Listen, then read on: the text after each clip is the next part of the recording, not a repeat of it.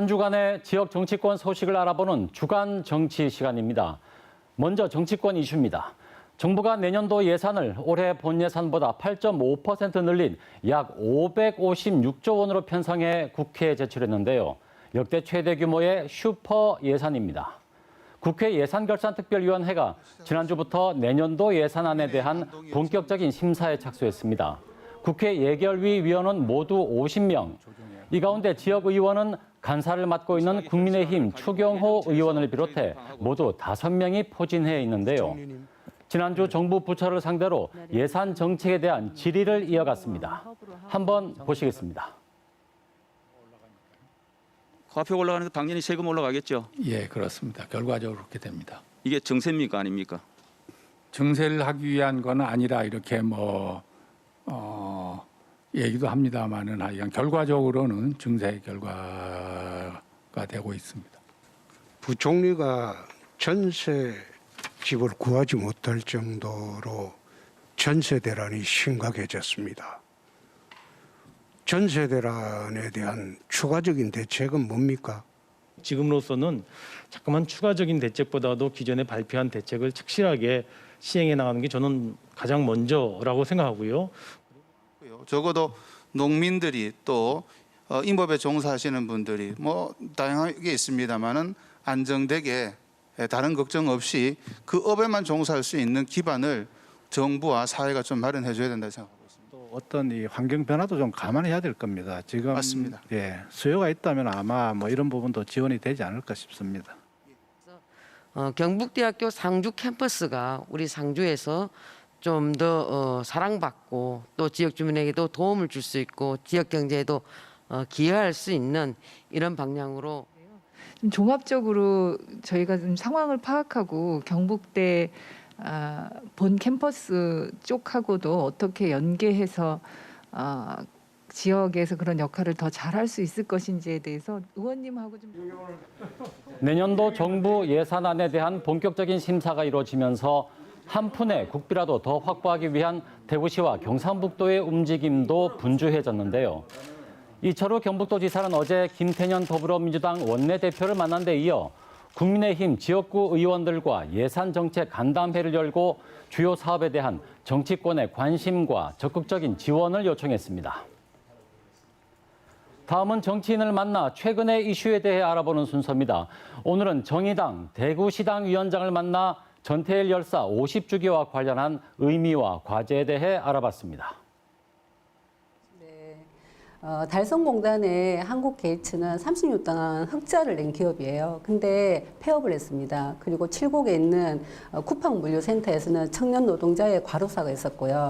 여전히 전태일의 꿈과는 거리가 먼 노동자들의 일상이 아닌가라고 생각을 하는데 여전히 70년의 전태일이 2020년에 우리하고 닮아 있다라고 생각을 합니다. 이 문제는 법과 제도로 노동자들의 사회 안전망을 잘 구축하는 것이 50년 전 전태일의 꿈을 실현하는 기초가 되지 않을까라고 생각하고 있습니다.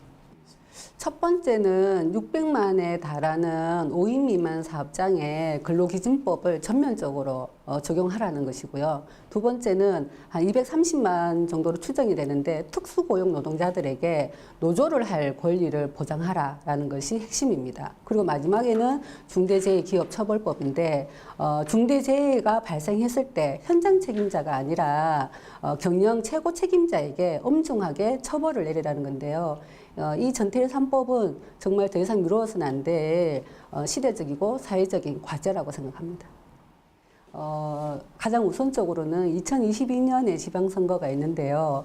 정의당이 각 구별로 당선자를 내서 저희의 여러 가지 가치를 전하는 것이 가장 1차적인 목표고 그래서 후보 발굴 등의 기획을 하고 있는 상황이고요. 그 다음에는 보수적인 대구에서 진보정당, 정의당의 가치를 어떻게 확산시킬 것인가가 주요한 고민입니다. 시민사회 단체하고 언론 그리고 지역의 커뮤니티를 잘 활용해서 저희가 협력할 수 있도록 노력하겠습니다. 네, 잘 들었습니다. 이번에는 한 주간에 있었던 정치권의 이모저모 알아보겠습니다. 먼저 유승민 전 의원 소식입니다. 보수 진영의 대권 잠룡으로 불리는 유승민 전 국민의힘 의원이 국회의사당 맞은편에 사무실을 열고 정치 활동을 재개했습니다. 이 자리에는 국민의힘 김종인 비상대책위원장을 비롯한 정치권 인사들이 대거 참석했는데요. 유 전 의원은 2022년 정권 교체의 희망을 담아 사무실의 이름을 희망 22로 정했다고 밝혔습니다. 더불어민주당 송영길 의원이 지난 13일 대구를 방문해 폭넓은 행보를 이어갔습니다. 민주당 대구시당에서 지역위원장들을 만나 간담회를 했고 이에 앞서 국립시남선열공원을 참배한 뒤 전태일 열사 남산동 옛집을 방문했는데요.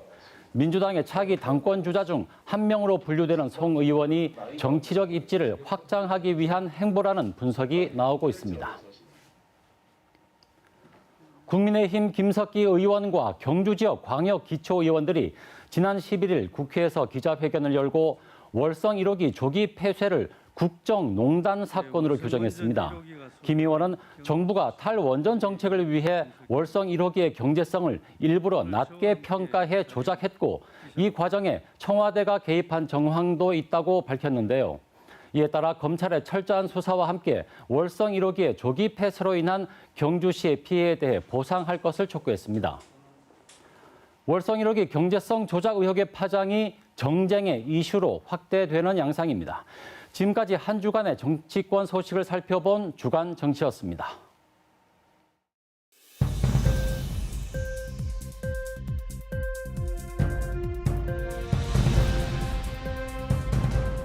여러분과 함께하는 KBS 뉴스, 소중한 제보로 채워주십시오.